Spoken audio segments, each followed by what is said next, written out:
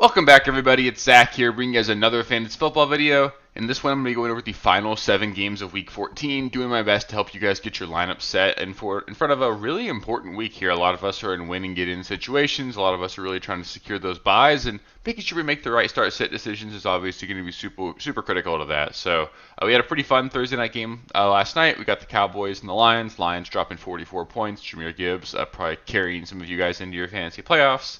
It was a lot of fun. Hopefully, you guys had a good Thursday night, and hopefully, you guys can make the decisions you need to make here and get yourselves into the playoffs. So, I'll just go game by game here. If you have any specific questions, let me know in the comments below. And then, if there's a game that I don't cover in this video, it means I covered it in the video that came out just a little bit earlier this week. So, go check that one out if you haven't already.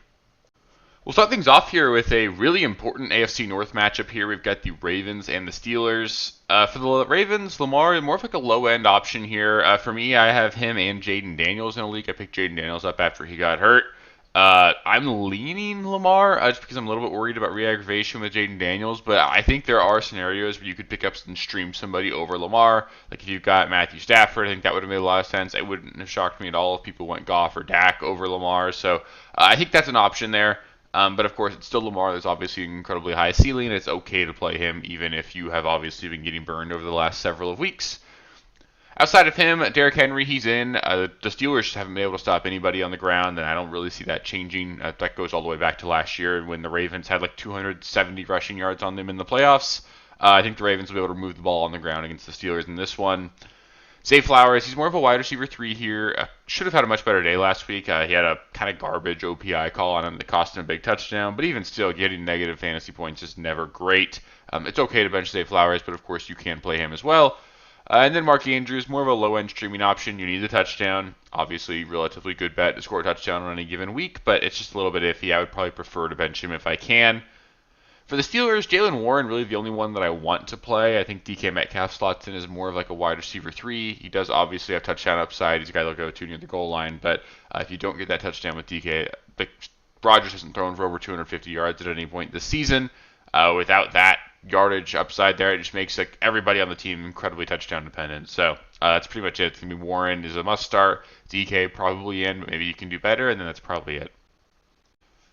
We got another game here. We got the Dolphins at the Jets. Not exactly as much in terms of playoff implications here, but still a couple players that I think are going to be really relevant. Obviously, Devon Achane and Jalen Waddle are guys that we want to start. I know Waddle's been having a bit of a rough stretch here. Had sort of 2 straight mediocre performances with a bye sandwiched in between them.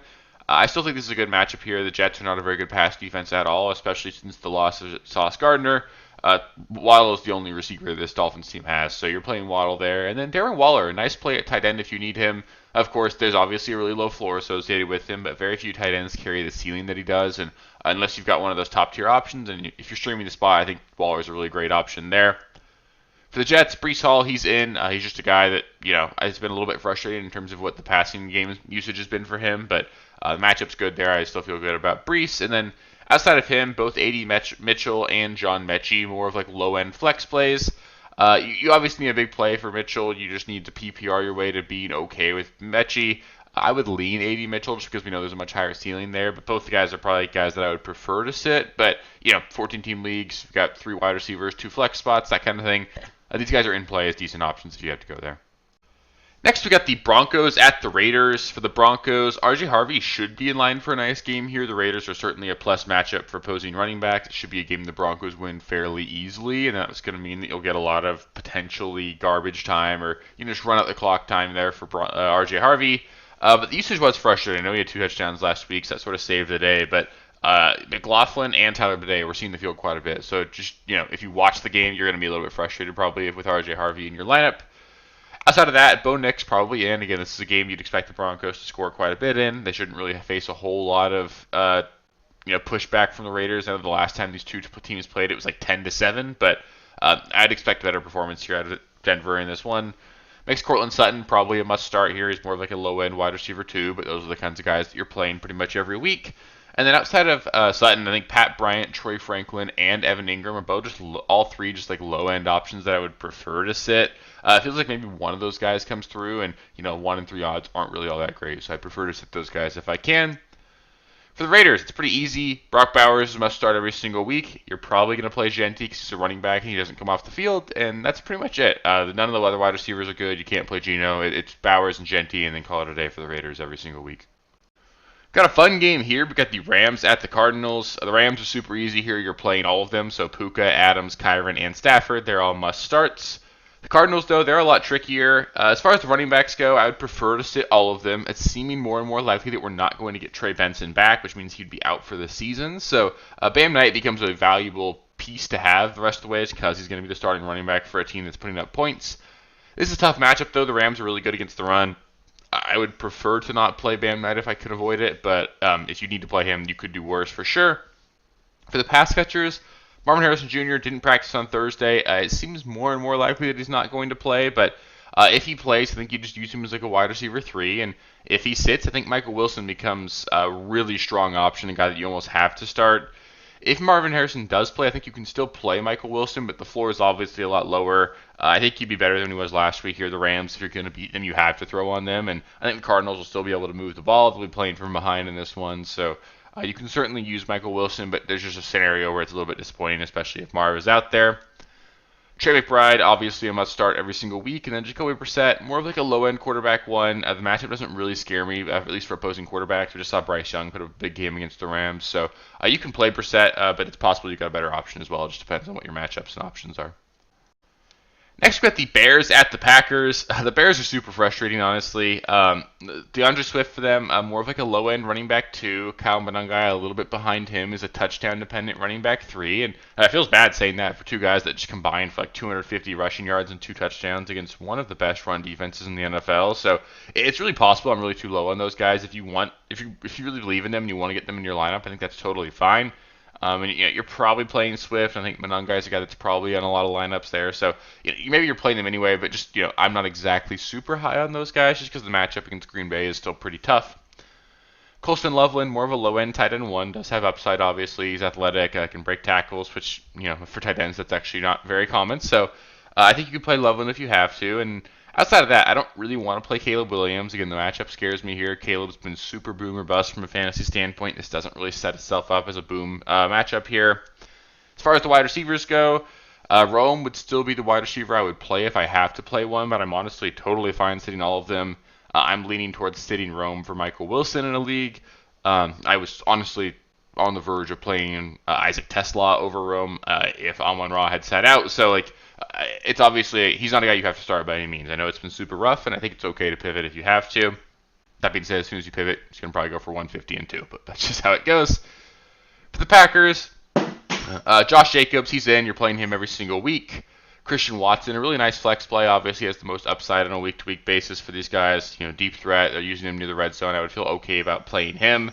Other than that, though, you've got Dobbs, Jaden Reed probably returning this week, and Dontavian Wicks. All of those guys are basically like low-end flex options. I'd probably put them in that order, so Dobbs, Reed, Wicks, but I'm more than okay sitting all 3 of those guys. And then Jordan Love, I don't really want to play him either. This doesn't set itself up as a game that I'd expect to see a shootout in, and you kind of need that for Jordan Love to go out there and really put up a lot of points. Moving on here, we got the Sunday night game. We got the Texans at the Chiefs. A huge game there with playoff implications. Either one of these teams losing this game would pretty much end their playoff odds. I guess the Texans maybe could still find a way to win the division, but super, super important game here for both of these teams. For the Texans, Nico Collins is really the only guy that I would want to start. The Chiefs are a really good defense.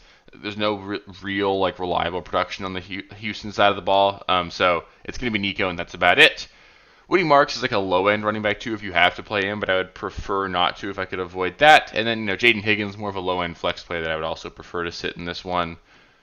As far as the Chiefs go, Rashee Rice, he's a must-start, as is Travis Kelce. And then Patrick Mahomes, more of like a low-end quarterback 1. Probably going to make it work, but the matchup's just so tough against Houston that I could see a world where maybe you've got better options. And then everyone else, Worthy, Kareem Hunt, those guys in a matchup like this, I just don't want to play here. And the last game of the week here, we got the Eagles at the Chargers. For the Eagles, I think you're going to play all 4 of the main guys, so Hurts, Saquon, A.J. Brown, and Devonta Smith. I know it's been difficult with all those guys, but I just can't really see myself sitting either one of them. And then Dallas Goedert, more of a low-end tight end 1. Maybe you've got a better option. I'd play Waller over him, stuff like that, but he's also okay to play as well. For the Chargers, though, a lot of it really hinges on Justin Herbert. It seems likely that he's going to play, but he did have surgery on his left hand here. Makes it tough to know for sure really what to expect there. If he sits, honestly, I would sit everybody. I don't think the Chargers will be able to move the ball against Philly without him. So just keep that in mind that if you're betting on any of these Chargers players, they're going to have a really tough time doing a whole lot, I think, without Herbert. If he plays, though, I think Ladd McConkey, solid wide receiver too. Both Keenan and QJ would be in line as like solid flex plays, and Aranda Gadsden obviously becomes like a kind of a boom or bust tight end option. The usage has been a little bit frustrating lately, but we know the talent's there, so I'd still feel okay playing him. The running backs are tricky as well. I think if Herbert is out, I'd probably just sit all of them. I don't think they'd probably try to lead on the run game, but I don't know how successful they'd be against a really tough Phillies run D, even without Jalen Carter. And honestly, I'd prefer to play the wait and see approach with these guys. It's going to be a clear timeshare, I think, between Vidal and Hampton.